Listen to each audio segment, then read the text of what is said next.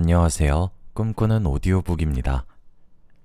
이번에 소개해드릴 책은 하완 작가님의 하마터면 열심히 살 뻔했다. 나만의 속도로 살아갈 결심 이라는 책으로 개정 증보판입니다. 제목부터가 제 호기심을 너무 자극했는데요. 가만히 생각해보니 그럼 열심히 살지 말라는 말인가요? 라는 생각도 들었습니다. 그런데 저같이 생각할 사람들을 위해서 작가님께서 전제를 말씀해 주셨어요. 우리나라 사람들은 너무 열심히 살고 있고 그로 인해 삶의 균형이 무너지고 있다. 그냥 두면 우리는 열심히 살 수밖에 없고 그래서 더 노력을 하는 게 아닌 덜 노력을 하기 위해 고민을 해야 한다. 라고요. 책을 읽으면서 왠지 모르게 위로를 많이 받았고 힐링도 되는 느낌을 받았어요. 어떤 부분에서 그런 느낌을 받았는지 설명을 드리고 싶어서 읽으면서 계속 생각을 해봤는데요. 도무지 모르겠더라고요.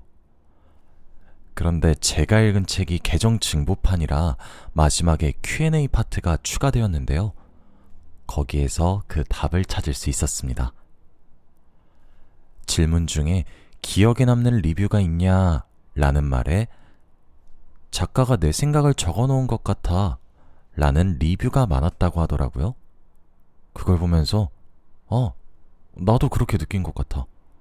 그래서였구나 라는 생각에 저 혼자 작가님과 내적 친밀감을 쌓으며 공감을 받을 수 있었고 그 공감에서 위로를 받고 힐링을 받았구나 라고 생각하게 되었습니다. 비슷한 생각이 내용으로 다가오다 보니 재미로 다가오고 그리고 내용마다 나오는 일러스트레이션을 보면서 피식 웃게 되기도 하고 읽는 내내 저에게 미소를 준 책이었는데요. 여러분들에겐 일러스트레이션을 보여드리긴 어렵지만 내용만으로도 재미있으니 낭독 재미있게 들어주셨으면 좋겠습니다. 그리고 구독, 좋아요도 눌러주시면 감사하겠습니다. 그럼 낭독 시작하겠습니다. 안녕히 주무세요. 1장. 열심히 산다고 다 해결되는 건 아니다. 40 직전에 쓴 사표. 괴테가 그랬다. 인생은 속도가 아니라 방향이라고. 문득 궁금해졌다. 나는 어디로 이렇게 열심히 가고 있는 걸까? 아무리 생각해도 내가 어디를 향해 달려가는지 알 수 없었다. 그래서 멈춰섰다. 그게 전부다. 그러니까 딱히 품은 뜻이 있거나 대책이 있어서 잘 다니던 회사를 그만둔 건 아니라는 얘기다. 정신을 차리고 보니 이미 사표를 낸 후였다. 아차 싶었지만 없던 일로 하기엔 사나이의 자존심이 허락하지 않았고 거기다 사장님은 내 선택을 존중한다며 흔쾌히 나의 퇴사를 반기는 게 아닌가? 이게 아닌데? 나 진짜로 회사 그만둬야 하는 거야? 붙잡으면 못 이기는 척 다시 남을 생각도 있었는데 내 설득력이 이렇게 뛰어날 줄은 예상하지 못했다. 아니면 내가 퇴사하기만을 기다렸던 것일까? 나는 어쩌자고 이런 엄청난 짓을 저지른 것일까? 이게 다 괴테 때문이다. 굳이 이유를 하나 더 찾자면 새해가 오고 있었기 때문이다. 40살을 2달 앞둔 시점이었고 죽을 날을 받아둔 것처럼 마음이 싱숭생숭했다. 40. 내가 그 나이가 될 거라고는 생각지 못했다. 벌써 40이라니. 언제 이렇게 시간이 흘러가 버렸을까? 별로 한 것도 없는데. 40은 웬만한 세상 일에는 흔들리지 않는다고 하여 불혹이라 부른다는데 도대체 누가 그딴 소리를 했는지 모르겠다. 이봐, 보고 있나? 나 엄청 흔들리고 있다고. 결국 그렇게 흔들리다가 툭 소중히 품어왔던 사표를 떨어뜨린 것이다. 그것도 사장님 책상 위에. 40이면 중간쯤 산 셈이다.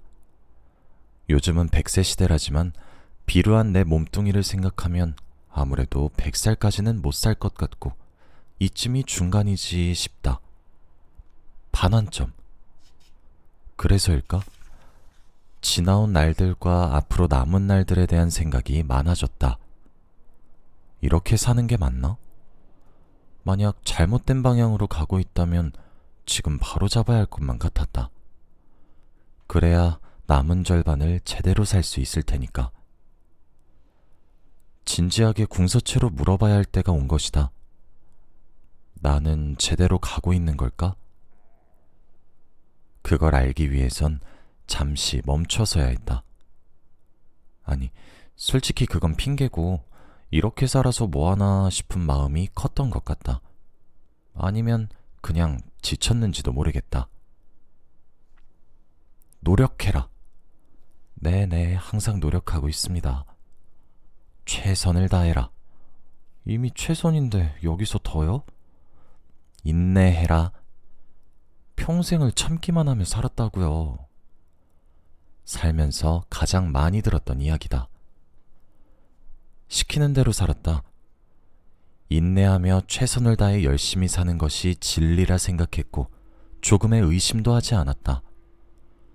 그렇게 열심히 살았는데 어째 점점 더 불행해지는 느낌이 드는 건 그야말로 기분 탓일까?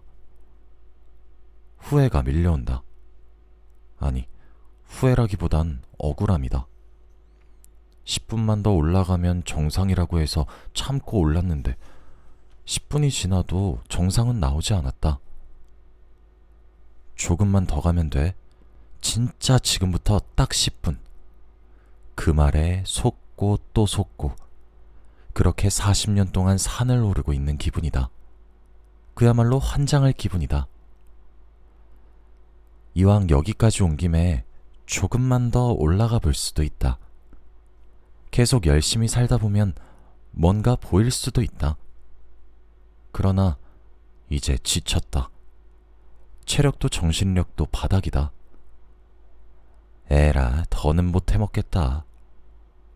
그렇다. 마흔은 한창 삐뚤어질 나이다. 그런 이유로 나는 결심했다. 이제부터 열심히 살지 않겠다고.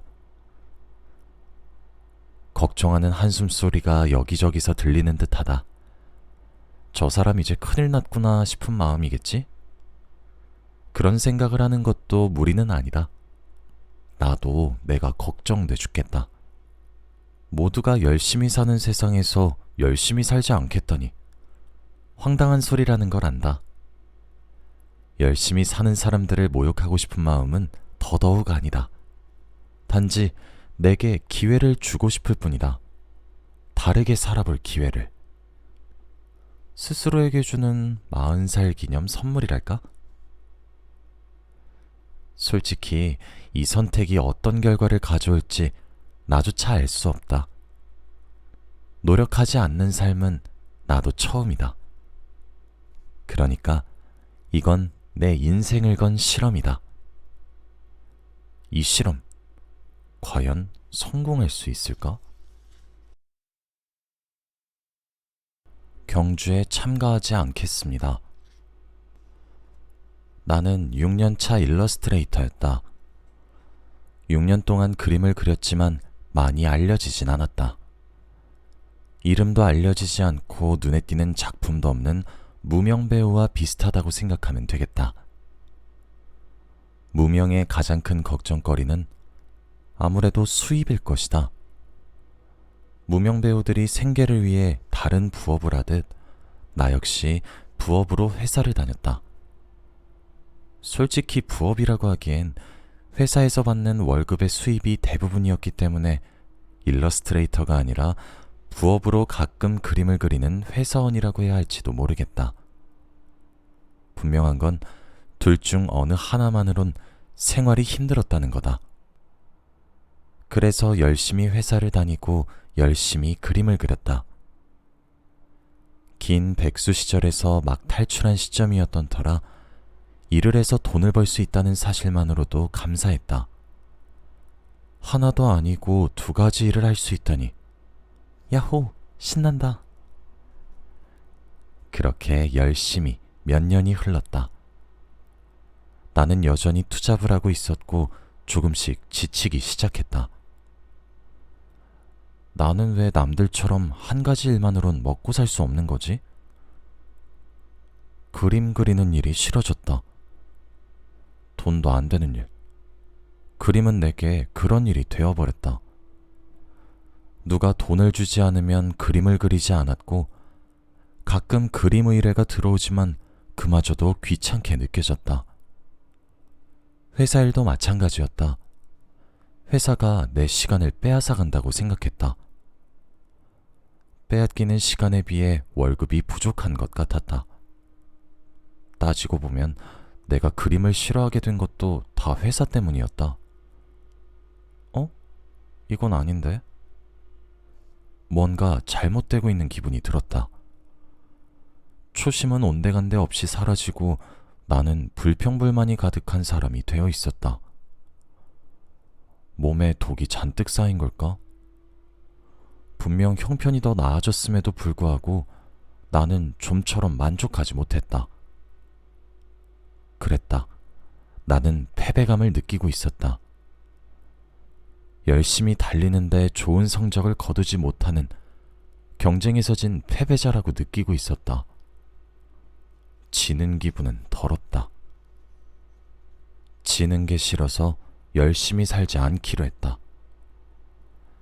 그렇게 마음먹은 후 가장 먼저 한 일은 회사를 그만두는 일이었다. 굳이 회사를 그만둘 필요가 있었을까 싶지만 아무래도 회사에 다니면 내 의지와는 상관없이 열심히 살게 될 테니까. 아침 일찍 일어나 만원 전철에 몸을 구겨넣고 1시간 넘게 달려 회사에 도착하는 것만으로도 엄청 열심히 사는 것처럼 느껴졌다. 그래서 그만뒀다. 회사가 너무 싫어졌다거나 그림을 너무 그리고 싶어서 퇴사한 것은 아니다. 초심을 찾으려는 건 더더욱 아니다. 그냥 한 번쯤은 승패에 상관없이 살아보고 싶었다. 나를 짓누르는 여러 문제로부터 잠깐이나마 멀어지고 싶었달까? 요즘은 오후가 다 돼서야 일어난다. 대충 늦은 점심을 차려 먹고 빈둥빈둥 논다. 맥주를 마시거나 책을 읽거나 가끔 아이디어를 끄적인다. 그러다 보면 금세 저녁이 되고 밥을 먹고 잠을 잔다. 이렇게 게으르게 살아도 되나 싶을 정도의 삶이 이어지고 있다. 나도 모르는 사이 어떤 경주에 참가했었는데 지금은 그 경주를 기권한 기분이다. 지금은 경주에 참여하지 않으니 당연히 승리도 패배도 없다. 그런데 궁금한 건 그 경주가 무엇이었는지 도무지 알 수 없다는 것이다. 그 경주의 타이틀은 무엇이었을까? 누가 돈 더 많이 버나 대회? 누가 먼저 내 집 장만하나 대회? 누가 먼저 성공하나 대회? 도무지 모르겠다. 아무튼 나는 정체를 알 수 없는 경주에서 좋은 성적을 내려고 무진장 애를 쓰며 열심히 했던 모양이다. 그만두길 잘했다. 지금의 나는 성적을 낼 필요가 없다. 이제 나는 경주 바깥의 사람이니까. 사람들도 그걸 눈치챘는지 그다지 내 성적표를 궁금해하지 않는다.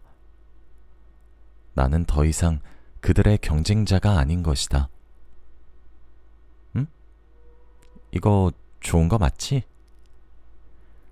좋거나 말거나 이렇게 사는 사람 하나 정도는 있어도 괜찮지 않나 싶다. 가끔 너 그러다 큰일 나 라며 걱정해주는 사람들도 있는데 그럴 때면 난 어떻게든 되겠죠 라며 웃어버린다.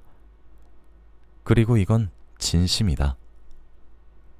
어떻게든 되겠지. 어떻게든. 케세라 세라. 2장. 더 말고 덜 하며 살아보기. 마냥 좋을 줄 알았던 자유. 회사는 달콤하다. 길게 설명할 것도 없다. 매일 아침 알람 소리에 일어나 출근하지 않아도 된다. 끝. 그거면 설명이 끝난다. 월요병? 그게 뭔가요? 먹는 건가요? 일찍 일어날 필요가 없다. 더는 달력에 빨간 날이 며칠이나 되는지 체크하지 않는다. 싸게 나온 항공권을 발견했다고? 날짜를 확인할 필요 없이 그냥 사면 된다. 언제든 떠날 수 있으니까. 싫어도 봐야 했던 그 인간들? 안 봐도 된다. 이제 만나고 싶은 사람들만 만난다. 평일 낮에 돌아다니면 한가해서 좋다. 단, 그 시간에 일어날 수 있다면. 하루의 3분의 1을 자기 마음대로 쓰지 못하는 사람은 노예다. 니체. 눈이 번쩍 뜨이는 달콤한 맛. 그 맛은 자유의 맛이다. 노예처럼 살아왔던 오욕과 치욕의 세월. 얼마나 이날을 기다렸던가. 나는 오랫동안 회사의 노예였다. 그리고 이제는 자유인이다. 그러나 이런 자유의 기쁨은 오래가지 않는다는 게 문제다. 처음엔 퇴사의 달콤함에 취해 마냥 좋지만 시간이 조금 지나면 알게 된다. 달콤함만으론 살 수 없다는 걸, 자유가 밥 먹여주지는 않는다는 걸 말이다. 그 사실을 깨닫는 순간 달콤했던 자유는 순식간에 맛이 변하고 만다.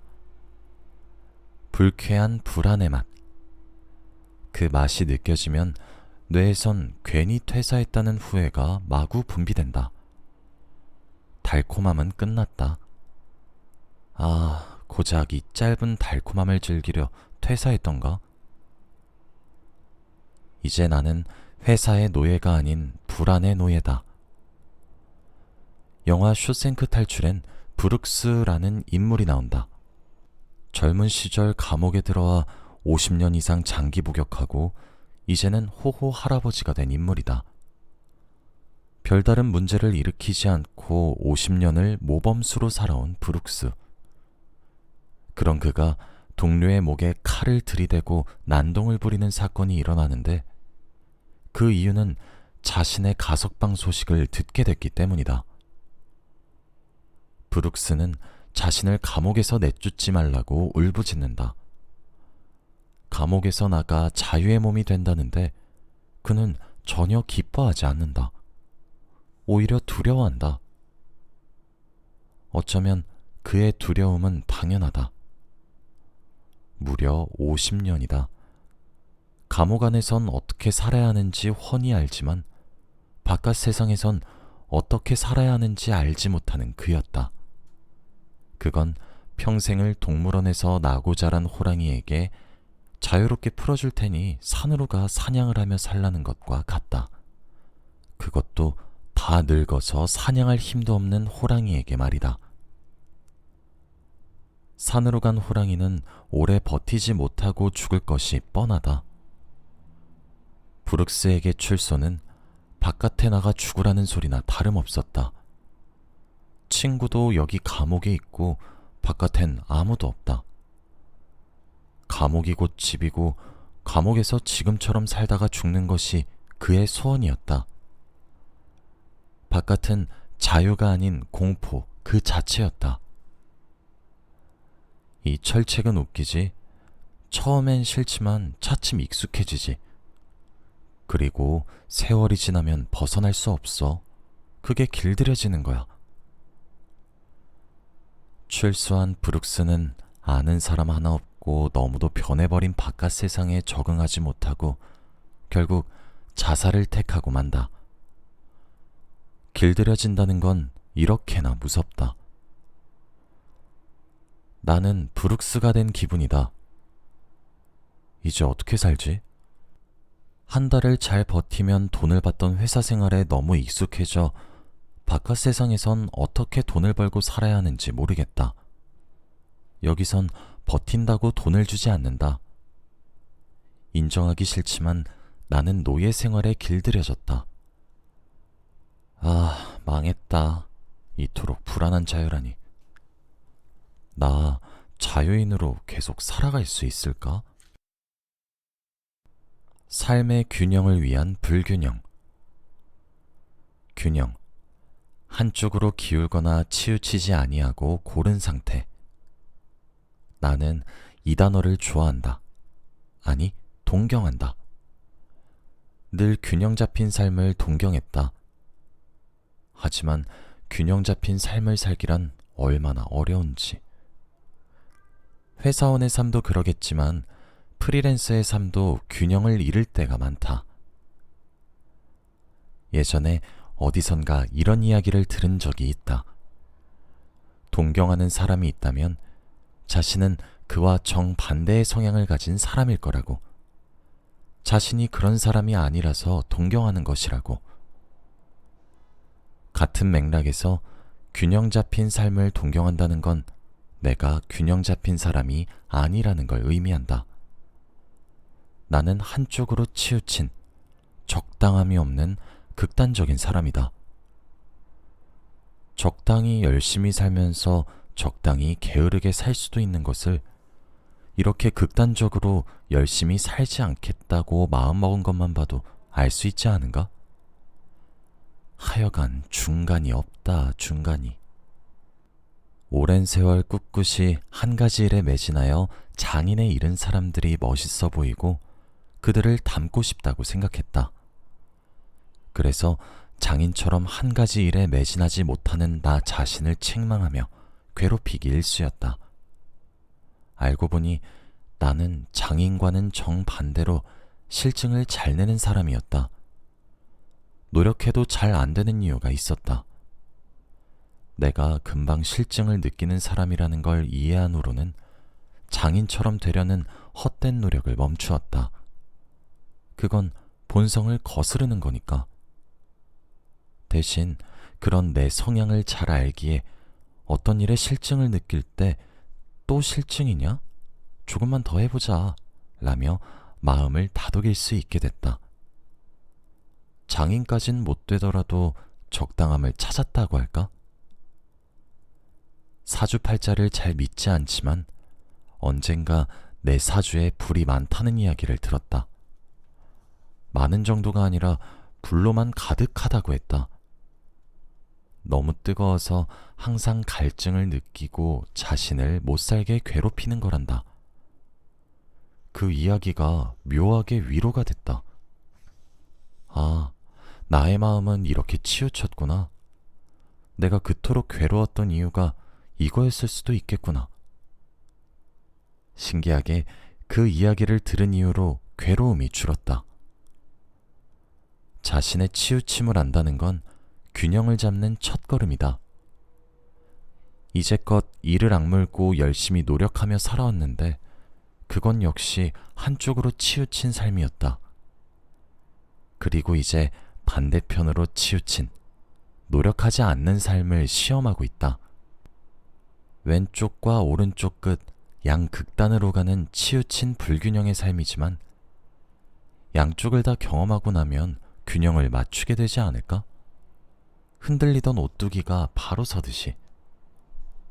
그렇다면 이 불균형은 옳다.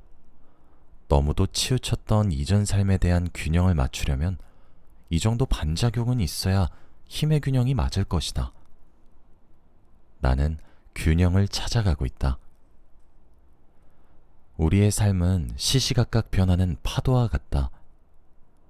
파도 위에서 넘어지지 않고 균형을 잘 잡으려면 꼿꼿해선 안 된다. 유연해야 한다. 힘을 빼고 이리저리 휘둘릴 각오를 해야 한다는 이야기다. 파도에 맞춰 무게중심을 이쪽에서 저쪽으로, 저쪽에서 이쪽으로 쉴 새 없이 옮겨야 넘어지지 않는다. 그 모습을 멀리서 보면 마치 위태롭게 흔들리는 것처럼 보여도 자세히 보면 열심히 균형을 잡고 있는 것이다. 그러니 지금의 내 삶이 매우 불안해 보일지라도 너무 걱정할 것 없다. 이건 흔들리는 것이 아니라 파도를 타는 것이니까. 그런데 가만, 이제 슬슬 멈출 때도 됐는데. 멀미가 날 것 같다. 어떻게 파도가 끝이 없냐? 아, 지겨워. 마음대로 안 되는 게 정상. 내 맘대로 되는 게 하나도 없네. 우리는 늘 원하는 대로 되지 않아 괴로워한다. 노력을 안 했으면 모를까 나름 열심히 했건만 원하는 대로 되지 않아 더 괴롭다. 그런데 가만 생각해보면 원하는 대로 되지 않는 게 정상이다. 무슨 소리냐고? 자, 어떤 사람이 있는데 그 사람이 원하고 꿈꾸는 대로 모든 게 다 이루어진다고 생각해보자. 돈이 많으면 좋겠다고 생각하면 부자가 되고, 저 사람이 나를 좋아해주면 좋겠다고 생각하면 그 사람이 나를 좋아하고, 누가 죽었으면 좋겠다고 생각하면 누가 죽는다? 그런 능력을 두고 우리는 정상이라고 말하지 않는다. 그건 초능력이다. 우리는 초능력자가 아니다. 원래 세상 일은 내 마음대로 안 되는 게 정상이고 그게 자연스러운 것이다. 그러나 우리는 그 사실을 까맣게 잊어버리고 내 마음대로 되지 않는다고 괴로워한다. 짐 캐리가 주연한 영화 브루스 올마이티에 이런 장면이 나온다. 휴가를 떠난 신을 대신해 전지전능한 능력을 가지게 된 브루스. 사람들의 소원을 일일이 읽기 귀찮았던 브루스는 모든 사람의 소원을 들어주기로 한다. 모든 사람의 소원이 이루어지면 모두가 행복하지 않겠냐는 단순한 생각에서 말이다. 그 결과 세상은 하루아침에 혼란에 빠지고 아수라장이 된다. 수십만 명의 사람이 동시에 복권 1등에 당첨되고 1등 당첨금이 고작 17달러인 것에 분노한 사람들이 폭동을 일으켜 도시는 마비가 된다. 그뿐일까? 영화엔 나오지 않았지만 연쇄살인마는 더 많은 사람을 죽일 수 있게 도와달라고 기도했을 테고, 기업 사장은 직원들에게 돈을 조금 주고 일을 더 많이 시킬 수 있게 해달라고 빌었을 테고, 수많은 수험생은 합격을, 철없는 학생들은 학교에 불이 나서 등교하지 않길 간절히 소망했을 테니, 이게 다 이뤄지면 재앙도 이런 재앙이 없다. 이걸 보면 모든 사람의 소원이 이루어질 수도 없지만 이루어져서도 안 된다는 생각이 번쩍 든다. 세계의 평화를 위해서라도 그런 일은 없어야 한다. 눈치챈 사람도 있겠지만 내가 이 모양 이 꼴인 건 다 세계 평화를 위해서라고나 할까? 노벨 평화상을 준다면 기쁘게 받겠다. 인생이, 주변 사람들이, 세상이, 모든 게 내 마음대로 안 돼서 힘들다고 불평하는 사람이 곁에 있다면 분명 그 사람을 욕심쟁이라고 생각할 것이다. 어떻게 다 자기가 원하는 대로만 되기를 바라느냐고 속으로 욕을 하겠지. 그런데 내가 그러고 있다. 인정하고 싶진 않지만 나는 너무 욕심을 부리고 있는 건지도 모르겠다. 왜 나는 가난한 부모에게서 태어났을까? 왜 나는 이렇게 생긴 걸까? 왜 나는 이렇게 능력이 없는 걸까? 왜 나는... 따지고 보니 내가 원하는 대로 된 건 거의 없다. 어쩌면 내가 선택할 수 있고 이룰 수 있는 건 거의 없는 게 인생인지도 모르겠다. 하지만 그렇다고 삶이 잘못되어 가고 있는 건 아니다. 우리의 삶은 지극히 정상이다. 원하는 대로 다 되지 않는 게 정상이다. 괴로워할 이유는 하나도 없다. 뭐야, 괜히 속상했잖아.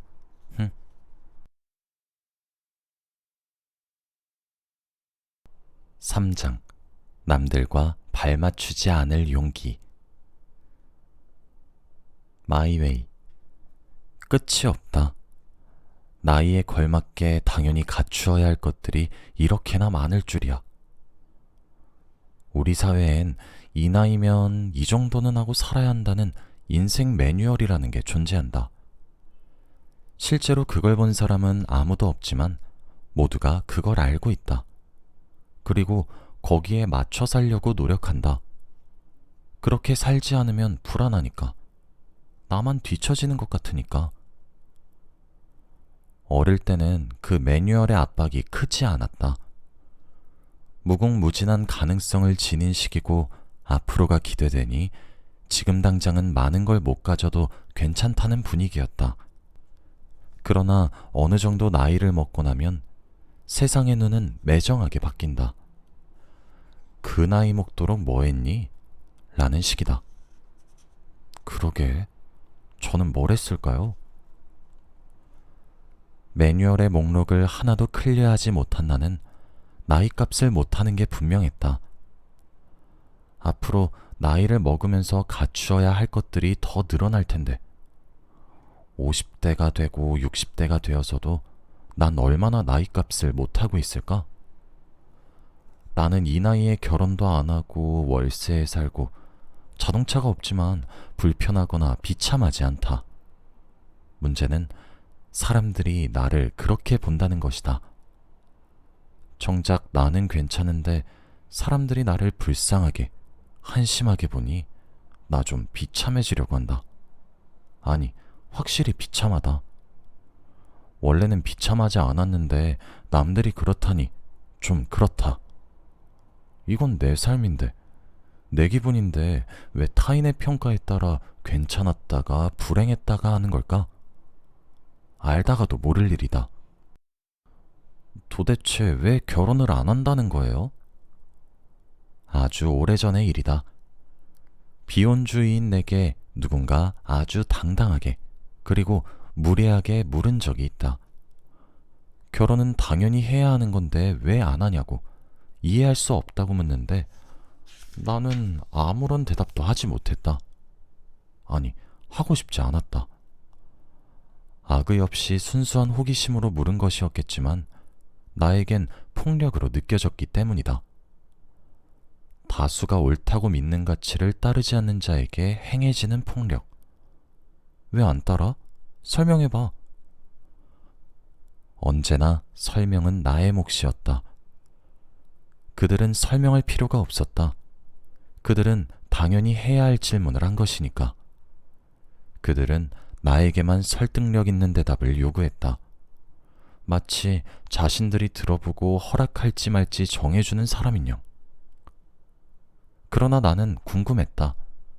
그들 중 결혼을 해야 하는 이유를 진지하게 생각해보고 하는 사람이 몇이나 되는지. 사랑하니까. 함께 있고 싶으니까. 사람의 도리니까. 결혼해서 애 낳는 건 그냥 당연한 거야. 내가 보기에 그들의 이유도 그다지 설득력 있어 보이진 않는다. 왜 결혼을 당연한 것으로 생각하는 걸까? 결혼은 필요 때문에 생겨났다. 나는 필요하지 않아서 안 하겠다는 건데 왜 합리적인 이유를 대라는 걸까? 어떤 물건이 필요하지 않아서 안 사는 사람에게 왜 필요하지 않느냐고 묻는 것과 같다. 참 이상하다. 부모, 가족, 친척, 친구, 선배, 직장 동료 모두 하도 물어보는 통에 귀찮아서 그냥 결혼해버릴까 고민한 적도 있다. 결혼은 선택이라던데 정말 선택이 맞나 싶은 기분이었다. 결혼을 안 하려는 나 나름의 이유가 있지만 그걸 모두에게 설명하고 허락받아야 하는 건 아니지 않나? 그들을 설득할 의무가 있는 것도 아니고 나는 결혼을 나쁘다고도 없어져야 한다고도 여기지 않는다. 그저 나는 안 하겠다는 것 뿐인데. 세상은 그게 못마땅한 모양이다. 이렇게 남들 사는 대로 살지 않으면 여러모로 피곤하다. 아, 혹시 다들 피곤해서 그냥 남들과 맞춰 사는 건 아닐까? 그동안 남들이 가리키는 것 외에 큰 의문과 반항을 품고 살았지만 그렇다고 그것들로부터 완전히 자유롭지도 않았다. 나는 항상 타인의 시선이 신경 쓰였고 그들 보기에 괜찮은 삶을 사려고 애써왔다. 잘 안 됐지만 말이다. 사실 가능하면 인생 매뉴얼에 맞춰 살고 싶었다. 그런데 그게 참 쉽지가 않다. 내가 이 나이에 정말 부끄러워해야 할 것은 내 나이에 걸맞은 것들을 소유하지 못한 게 아니라 나만의 가치나 방향을 가지지 못하고 살아왔다는 사실 아닐까? 4장. 속도를 줄이면 다르게 보인다. 위로가 필요하지 않은 삶.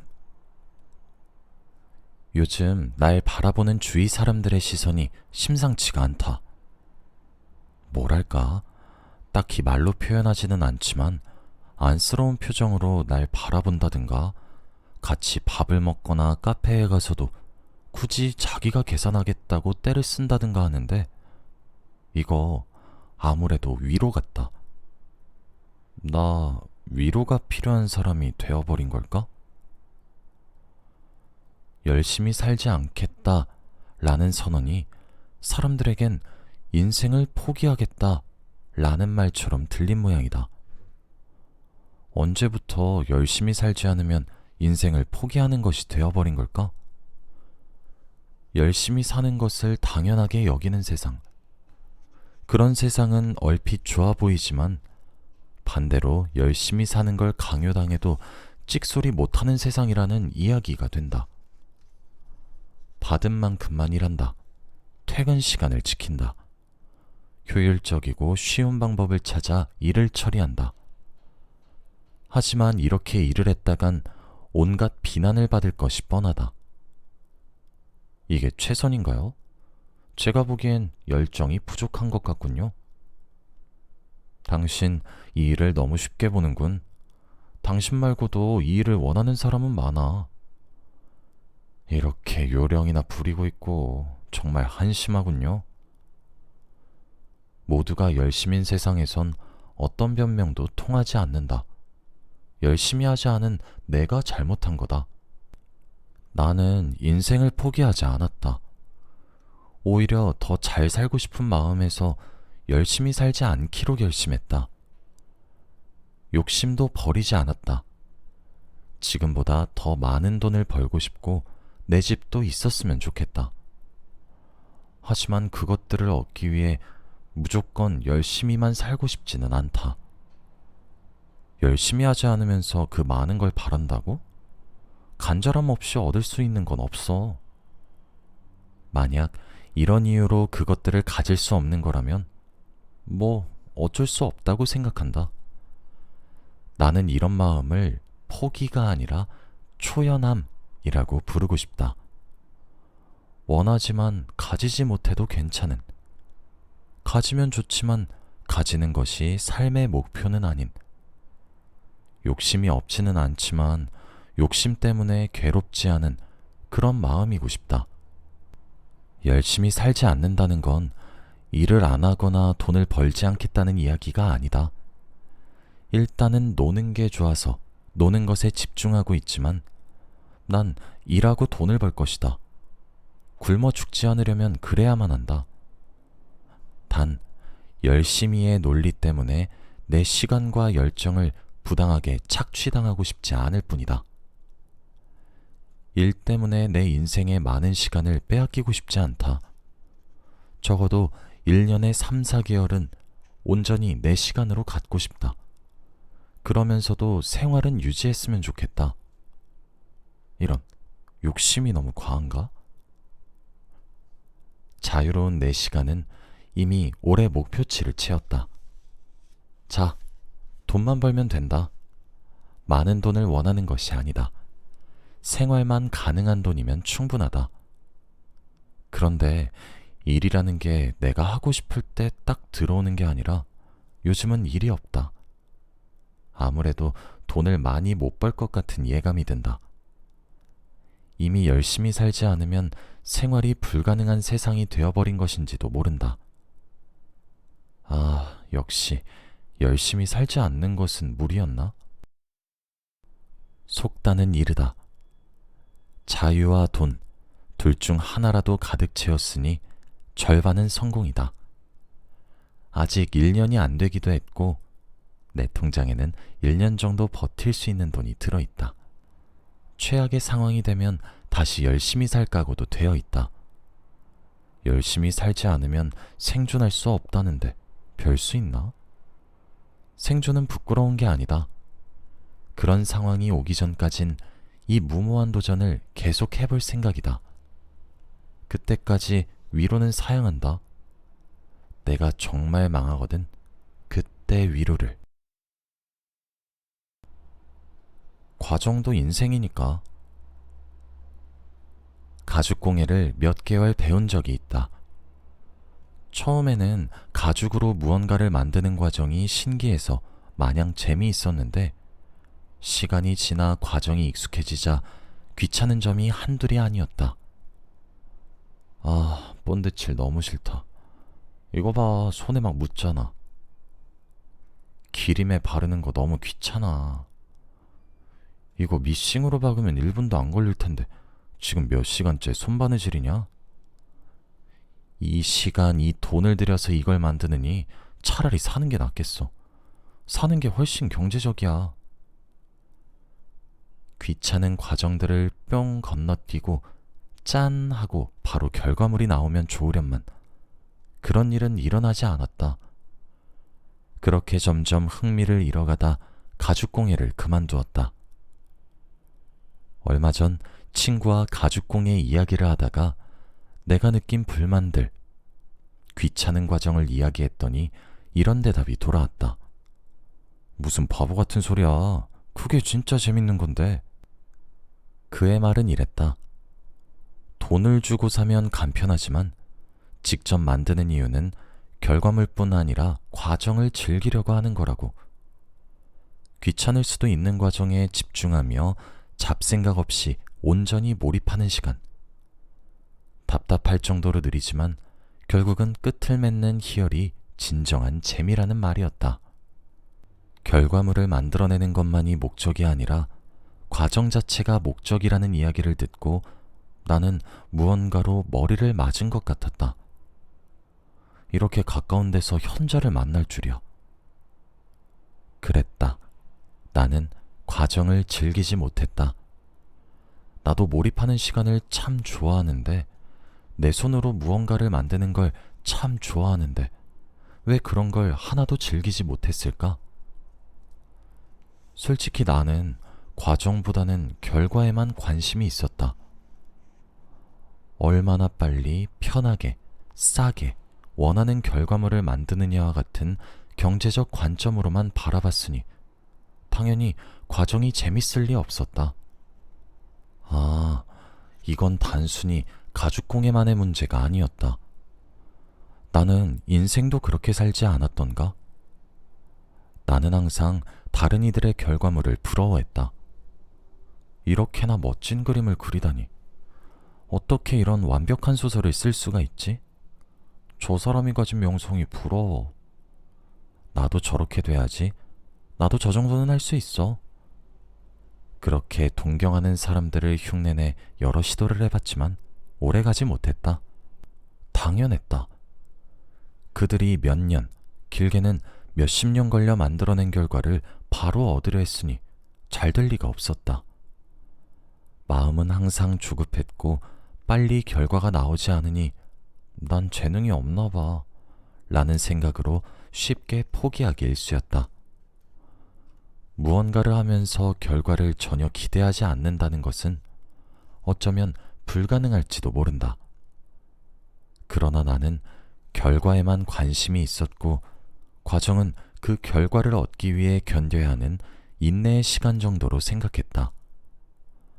과정 그 자체로도 충분히 재미있을 수 있다는 사실을 망각한 채 말이다. 그러니 쉽게 지칠 수밖에. 재미없는 걸 계속할 수 있는 사람은 드물다. 내가 부러워했던 사람들은 과정 자체를 즐기는 사람들이 아니었을까? 나는 항상 과정은 건너뛰고 결과를 바로 얻고 싶었지만 그런 일은 일어나지 않았다. 과정 없인 결과도 없다. 그리고 결과만을 바라보고 달려가면 과정이 괴롭고 힘들다. 꼭 좋은 결과가 온다는 보장도 없고. 똑같은 일을 해도 어떤 사람은 힘들다고 생각하고 어떤 사람은 재미있다고 생각한다. 취향이나 성격의 차이일 수도 있지만 그 사람이 그 일을 대하는 태도 때문일 수도 있다는 생각이 든다. 열심히 하겠습니다. 우리는 이 말을 입에 달고 산다. 그런데 이 열심히라는 말에는 싫은 걸 참고 해낸다는 뜻이 내포되어 있다. 즐겁지가 않다. 그래서 열심히 살면 힘들다. 그건 견디는 삶이니까. 같은 일도 이왕이면 열심히보다는 재밌게가 낫지 않을까? 생각을 바꾸는 것만으로도 삶이 달라질 거라고 말하면 너무 설득력이 떨어지려나? 흔하고 오글거려서 별로 좋아하지 않는 말이 있는데 결국 내가 이렇게 쓰게 될 줄은 몰랐다. 천재는 노력하는 자를 이길 수 없고 노력하는 자는 즐기는 자를 이길 수 없다. 이 명언은 다 좋은데 이게 문제다. 꼭 누굴 이기고 싶어서 즐기는 건 아니다. 그냥 재미있게 살고 싶은 거다. 누굴 이기는 게 목적이 되는 순간 절대로 즐길 수 없을걸? 아무튼 이제 열심히 사는 인생은 끝이다. 견디는 삶은 충분히 살았다. 지금부터의 삶은 결과를 위해 견디는 삶이어서는 안 된다. 과정 자체가 즐거움이다. 그래서 인생이 재미있다. 앞으로는 그렇게 생각하기로 했다. 뿅 하고 건너뛰고 싶은 시간이 아닌 즐거운 시간을 보내야지. 어느덧 잊고 있던 재미가 살아난다. 이게 이렇게 재미있는 거였나? 빨리 완성하고 싶은 조급한 마음은 사라지고 귀찮기만 했던 바느질이 좀 더 길게 계속되길 바라는 지금의 나. 아직 아무것도 완성한 것은 없지만 이것만은 분명하다. 나는 지금 제대로 즐기고 있다. 휴, 하마터면 열심히 살 뻔했다.